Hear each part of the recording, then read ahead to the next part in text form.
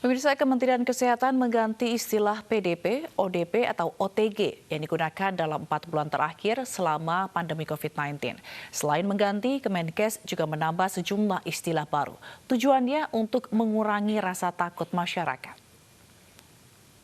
Kita melakukan pemeriksaan spesimen sebanyak 22.307.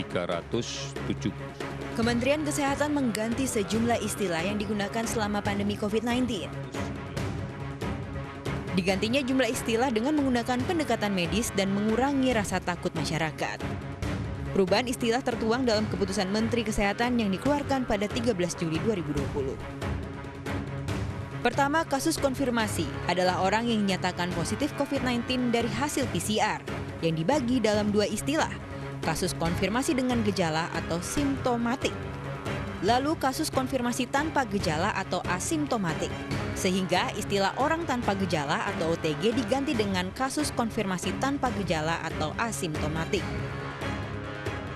Lalu kasus suspek, mengganti istilah pasien dalam pengawasan atau PDP, mereka yang menunjukkan gejala ISPA dan ada riwayat perjalanan dalam 14 hari terakhir, atau menunjukkan salah satu gejala ISPA dan berkontak dengan kasus konfirmasi COVID-19 dalam 14 hari terakhir, atau menunjukkan gejala ISPA berat atau pneumonia berat dan membutuhkan perawatan di rumah sakit.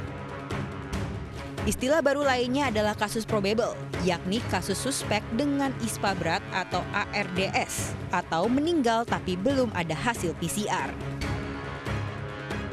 Sementara orang dalam pemantauan atau ODP diganti dengan istilah kontak erat, adalah mereka yang berkontak dengan kasus probable atau konfirmasi COVID-19. Selanjutnya pelaku perjalanan, untuk orang yang melakukan perjalanan di dalam atau luar negeri dalam 14 hari terakhir.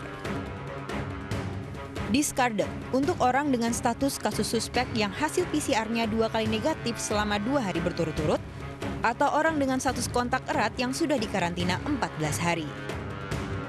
Berikutnya, selesai isolasi, untuk asimptomatik tanpa kelanjutan PCR dengan isolasi 10 hari.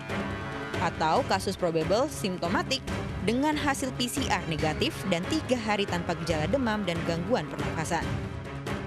Terakhir, kematian untuk kasus konfirmasi atau probable COVID-19 yang meninggal. Tim Liputan iNews melaporkan.